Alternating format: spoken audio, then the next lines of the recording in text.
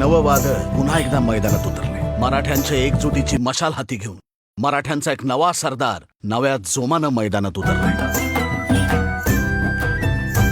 आपल्याला फक्त समाज कळतो, समाजासाठी जगायचं आणि येळ आली तर मारायचं।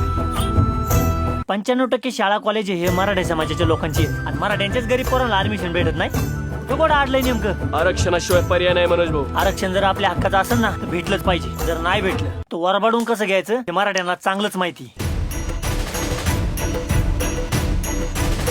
आपल्या स्वतःच्या हिमतीवर आणि मनगटाच्या जोरावर विश्वास असेल ना तर एका नव्या प्रवासाची सुरुवात होऊ शकते। एक नाही एक दिवस साऱ्या सरकारला कामाला लावीन।